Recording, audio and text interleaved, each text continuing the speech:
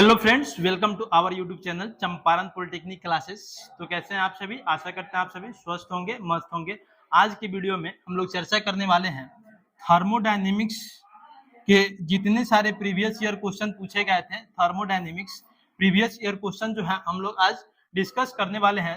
जो question thermodynamics के SSC JEE, RRB JEE, all state JEE exam में पूछे गए जितने सारे क्वेश्चन हैं उन सभी के आज हम लोग डिस्कस करने वाले हैं। और डेली जो है आप लोगों को आपके अपने YouTube channel Champaran polytechnic classes में हाफ एन आवर का एक वीडियो मिलेगा जिसमें आपको थर्मोडायनेमिक्स का लेक्चर मिलेगा। तो आइए आज की वीडियो को हम लोग शुरू करते हैं, जिसमें फर्स्ट क्वेश्चन है आपका थर्मोडायनेमिक्स का। The energy of the isolated system energy of the isolated system is always constant which is given by. Energy जो है आइसोलेटेड सिस्टम का हमेशा कांस्टेंट होता है, ये किस लॉ के द्वारा दिया गया था, ये आपको पूछा गया है इस क्वेश्चन में। तो हम लोग इस क्वेश्चन को डिस्कस करने से पहले जान लेते हैं कि लॉ जो है वो क्या कहता है। तो आपका जीरोथ लॉ ऑफ थर्मोडायनेमिक्स जो होता है वो बताता है आपको टेम्परेचर इक्विलिब्रियम के बारे में। किसके बारे में? टेम्परेचर से रिलेटेड जितने सारे भी होते हैं वो जीरोथ लॉ में पढ़े जाते हैं। उसके बाद जो है फर्स्ट लॉ ऑफ थर्मोडायनेमिक्स जो है आपका एनर्जी कंजर्वेशन के बारे में बताता है। किसके बारे में बताता है? एनर्जी कंजर्वेशन के बारे में। उसके बाद सेकेंड लॉ जो है आपका एंट्रोपी के बारे में बताता है। तो इसमें पूछा क्या गया है आपको, एनर्जी से रिलेटेड है, तो एनर्जी से रिलेटेड है तो इसका ऑप्शन जो है आपका फर्स्ट लॉ ऑफ थर्मोडायनेमिक्स हो जाएगा, यानी कि ऑप्शन नंबर बी जो है इसमें आपका राइट हो जाएगा। क्वेश्चन नंबर फर्स्ट का ऑप्शन नंबर बी जो है,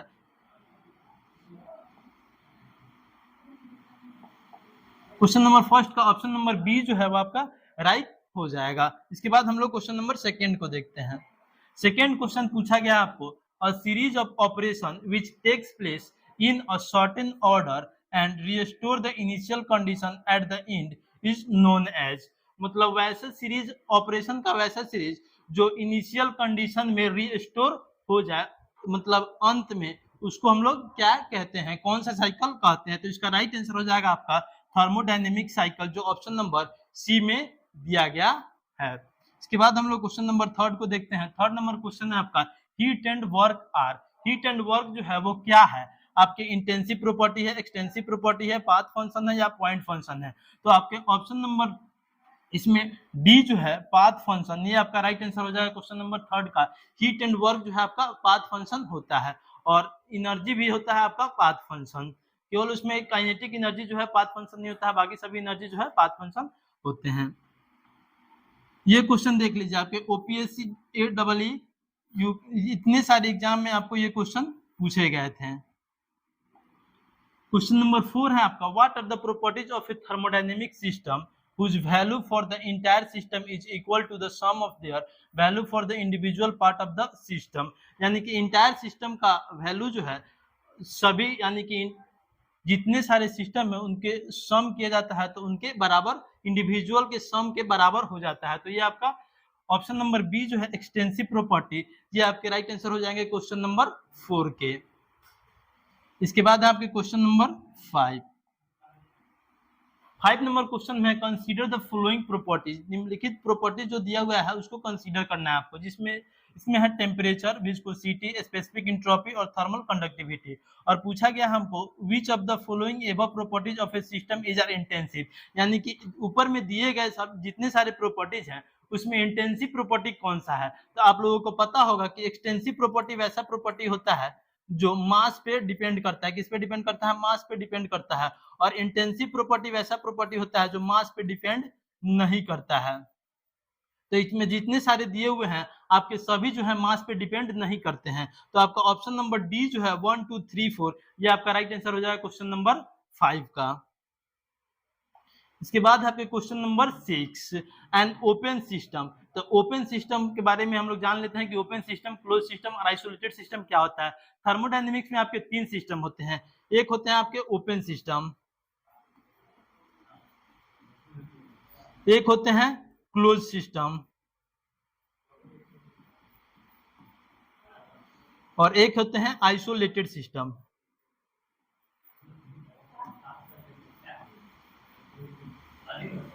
तो ओपन सिस्टम में जो है आपका मास और एनर्जी दोनों का इंटरेक्शन होता है, किसका?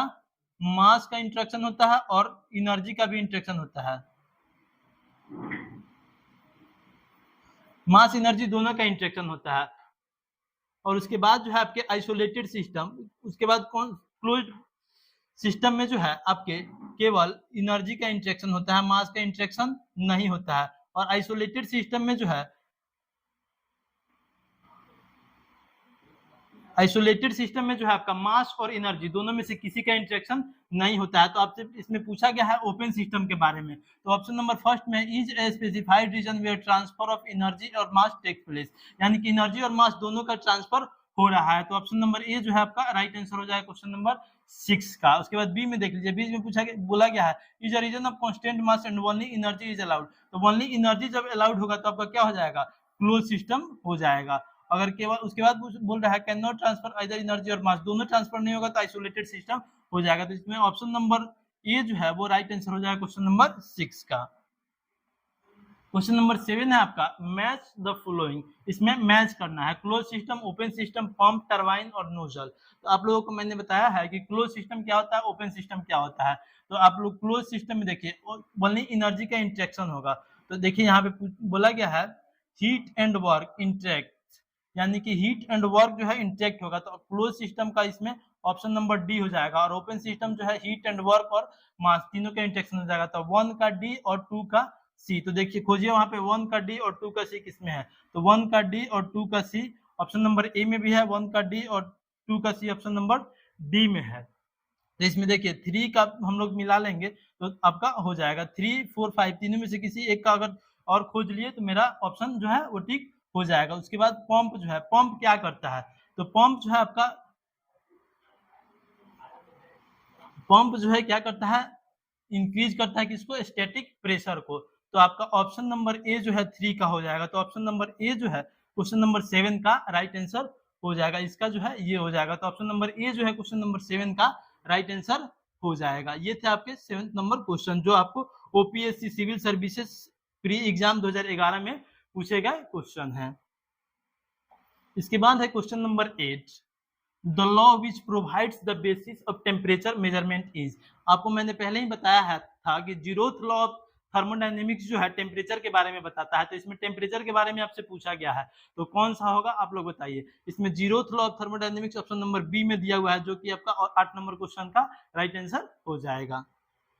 ये क्वेश्चन आपके टीएनपीएससी 2019 और यूपीआरवीयूएनएल ए 2014 और 16 में पूछे गए क्वेश्चन हैं। इसके बाद है question number 9, which one of the following is the extensive property of the system. Extensive property कौन सा है? तो आपको मैंने पहले ही बताया था कि एक्सटेंसिव प्रॉपर्टी जो है आपको मास पे डिपेंड करता है। तो इसमें राइट आंसर जो है आपका ऑप्शन नंबर ए जो है वॉल्यूम, ये हो जाएगा क्वेश्चन नंबर 9 का। क्वेश्चन नंबर 10 आपका पूछा गया है pressure exerted by gas in a closed container is. Pressure जो है गैस में एक्सर्टेड किया जा रहा है, तो यानी कि जब प्रेशर एक्सर्टेड होगा तो वॉल्यूम जो है उसका क्या हो जाएगा? कम हो जाएगा। तो जब वॉल्यूम कांस्टेंट कम होगा तो डेंसिटी जो है आपका स्ट्रॉन्ग हो जाएगा, क्योंकि आपको पता है कि रो बराबर एम बाई भी होगा। तो भी जब कम होगा तो रो जो है आपका बढ़ जाएगा। तो इसमें ऑप्शन नंबर सी में दिया हुआ strong function of density and temperature, तो आपका ऑप्शन नंबर सी जो है क्वेश्चन नंबर 10 का राइट आंसर हो जाएगा। ये क्वेश्चन जो आपको ओपीएससी एडब्ल्यू 2019 पेपर में पूछे गए क्वेश्चन है।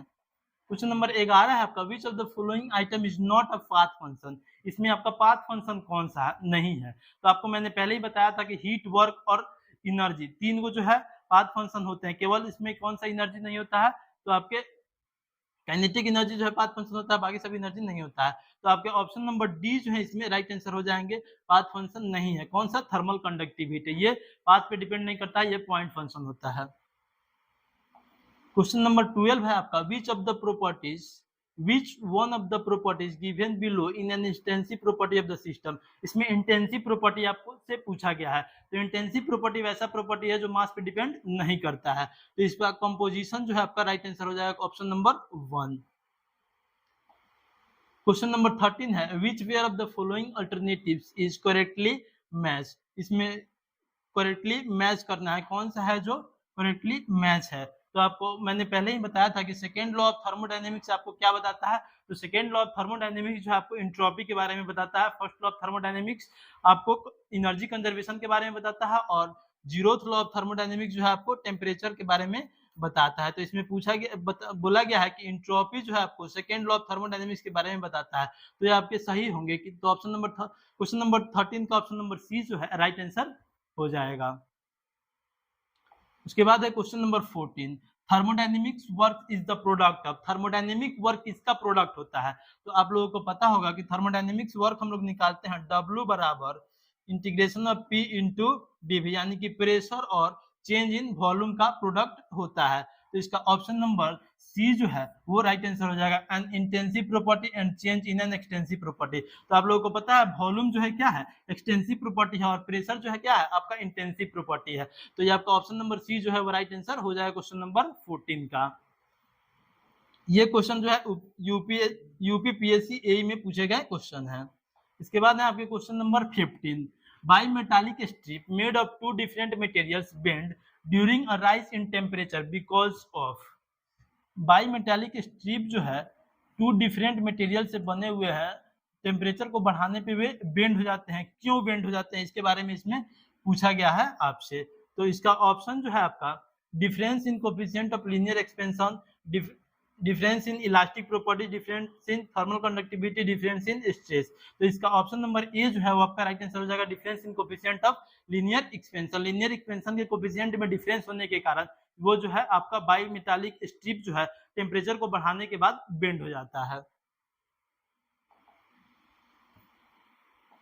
के बाद है क्वेश्चन नंबर आपका 16, the energy pressure in a truck tyre before and after the journey was recorded as 200 kilopascal and 220 kilopascal respectively at the location where atmospheric pressure and temperature was 100 kilopascal and 27 degree Celsius temperature respectively. How much the rise in temperature of the tire air after strip? तो इसमें देखिए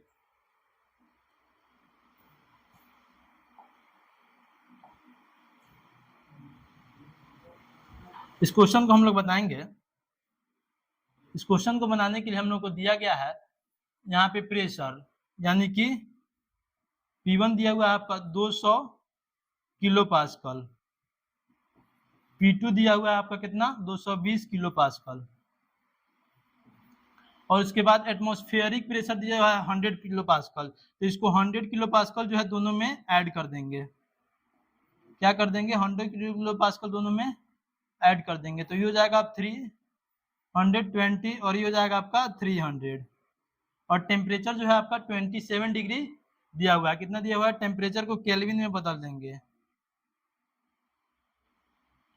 बोल क्या रहा है temperature was at the location where, मतलब 220 यानी कि T2 दिया हुआ है आपका कितना 27 डिग्री सेल्सियस, तो 27 प्लस 273 हम लोग करेंगे तो ये कितना हो जाएगा आपका 300 केल्विन हो जाएगा। तो आप लोगों को पता होगा कि V1 बराबर V2 का रिलेशन लगाएंगे तो P1 बाई T1 बराबर P2 बाई T2 का इसमें रिलेशन लगेगा। तो P1 P2 और T2 दिया हुआ है आपको, तो T1 का वैल्यू निकालना है तो आप लोग निकालिएगा, तो आपका इसका ऑप्शन जो है 47 डिग्री आ जाएगा, जो कि ऑप्शन नंबर कितना में दिया हुआ है, ऑप्शन नंबर सी में दिया हुआ है। क्वेश्चन नंबर 16 का ऑप्शन नंबर सी जो है राइट आंसर हो जाएगा। इसके बाद यहाँ पे question number 17, the condition for the reversibility of A cycle is, cycle के रिवर्सिबिलिटी को कौन सा कंडीशन जो है बताता है, the pressure and temperature of the working substance must not differ appreciably from those of the surrounding at any stage in the process, all the process taking, यानी कि ऑप्शन नंबर डी जो है आपका तीनों ऑप्शन जो है वो right answer है। तो ऑप्शन नंबर डी जो है वो राइट हो जाएगा क्वेश्चन नंबर 17 का, option number D all of the above.